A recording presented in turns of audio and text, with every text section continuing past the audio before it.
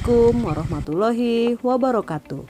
Adil Katalino, Bacuramin Kak Saruga, Basengat Kak Jubata. Nama saya Santi Wirabuana, guru mata pelajaran IPS, bertugas di SMP Negeri 1 Sungai Betung, Kabupaten Bengkayang, Provinsi Kalimantan Barat. Letaknya di paling ujung pulau Kalimantan Barat bagian utara, yang berbatasan langsung dengan Sarawak, Malaysia. Saya telah mengajar selama 10 tahun. Setiap hari kerja, saya berkendara menggunakan sepeda motor menempuh jarak 17 km dari rumah menuju tempat kerja yang memakan waktu sekitar 30 menit.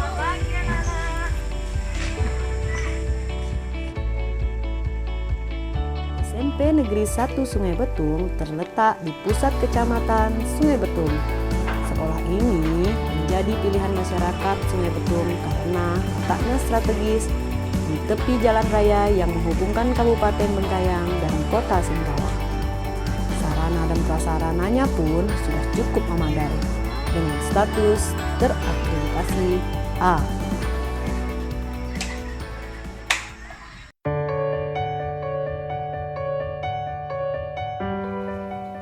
Semenjak merebaknya wabah COVID-19 pada Maret 2020, praktis kegiatan belajar mengajar di sekolah dihentikan dan peserta didik diminta untuk belajar dari rumah.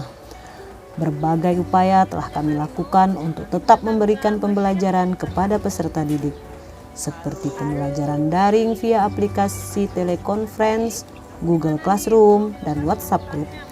Namun, upaya tersebut terkendala oleh jaringan telekomunikasi atau internet yang kurang memadai di sekolah maupun di lingkungan tempat tinggal peserta didik. Ditambah lagi keterbatasan perangkat atau gadget yang dimiliki peserta didik. Pembelajaran moda daring ini kami anggap gagal karena hanya sedikit sekali peserta didik yang dapat berpartisipasi dalam pembelajaran. Pada awal tahun 2021, kami mengubah strategi pembelajaran dengan metode pembelajaran jarak jauh. Kami selaku guru mata pelajaran berkoordinasi dengan wali kelas untuk mengirim materi dan lembar kerja langsung ke rumah peserta didik. Namun, sekali lagi upaya tersebut tidak berhasil. Peserta didik kami tinggal dalam radius 8 km dari sekolah dan tinggal berjauhan satu dengan yang lainnya. Selain itu juga sulit sekali untuk bertemu langsung dengan peserta didik karena pada saat guru datang, biasanya peserta didik tersebut sedang tidak ada di rumah. Maka tak heran jika pada masa belajar dari rumah peserta didik mengalami learning loss. 1 tahun lebih kita lewati masa pandemi COVID-19. Dan pada akhirnya gugus COVID wilayah Kabupaten Bengkayang menetapkan wilayah Kecamatan Sungai Betung khususnya daerah sekolah kami termasuk zona oranye. Berdasarkan keputusan Menteri bahwa wilayah zona oranye dapat melakukan pertemuan tatap muka terbatas. Hal ini disambut gembira oleh para guru dan peserta didik. Pada bulan Agustus kami sudah melakukan pertemuan tatap muka terbatas. Maksimal 3 jam per hari dengan tetap mematuhi protokol kesehatan. Dalam pembelajaran tatap muka terbatas, peserta didik dibagi dalam 2 sesi pertemuan untuk menjaga jarak antar peserta didik di ruang kelas. Saya dalam pertemuan tatap muka terbatas memilih untuk menggunakan metode blended learning. Alasan saya memilih blended learning karena blended learning juga sebagai kombinasi pengajaran langsung dan pengajaran online. Selain itu, blended learning memberi kemudahan berupa fleksibilitas dalam memilih waktu dan tempat untuk mengakses pelajaran melalui internet.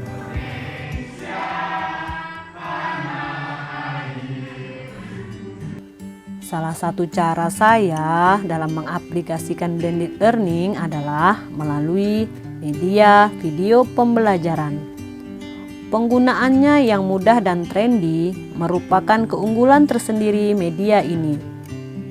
Video begitu dekat dengan kehidupan remaja, khususnya video digital berbasis dalam jaringan pada situs-situs video streaming maupun media sosial.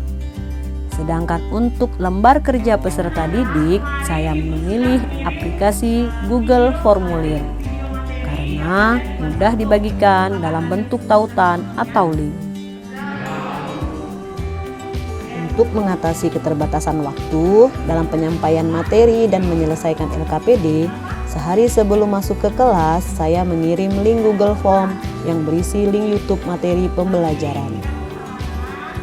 Dengan menyisipkan link video pembelajaran, materi dan soal latihan di Google Form, saya juga dapat mengecek seberapa banyak peserta didik antusias dalam belajar. Permisi Pak, mau pinjam tablet. Dengan pembelajaran blended learning saat ini memberikan manfaat yang begitu banyak. Dapat dilihat kemampuan peserta didik dalam penggunaan gadget semakin membaik. Peserta didik lebih mudah mendapatkan materi pembelajaran dan peserta didik dapat di mana saja mengakses materi tersebut. Saya senang Bu mengerjakan tugas melalui HP karena setiap saya mengerjakan latihan, nilainya langsung tercantum di HP tersebut. Saya lebih suka menggunakan HP karena lebih asik dan seru. Sebagai kepala sekolah, kami memberi kesempatan pada Bapak Ibu Guru untuk melakukan inovasi kreativitas dalam pembelajaran, baik yang dilakukan secara daring ataupun tatap muka. Dalam pembelajaran tatap muka yang bersifat daring, kami dari sekolah memfasilitasi dengan menyediakan Wi-Fi dan memberikan pinjaman tablet kepada siswa.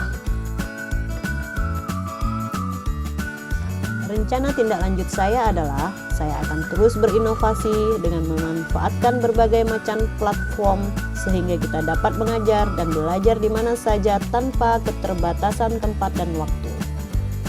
Saat ini kita bisa menggunakan akun belajar yang sudah disiapkan oleh Kemendikbud agar guru dapat menggunakan untuk pembelajaran dengan data tanpa batas. Untuk itu, kita sebagai guru harus tetap semangat berinovasi dengan memanfaatkan teknologi. Demikian paparan praktik baik dari saya. Semoga dapat menginspirasi untuk bergerak dengan hati, pulihkan pendidikan. Assalamualaikum warahmatullahi wabarakatuh. Adil Katalino, Bacuramin Kak Saruga, Bah Sengat Kak Jubata. Selamat Hari Guru Nasional. Bergerak maju, merdeka belajar.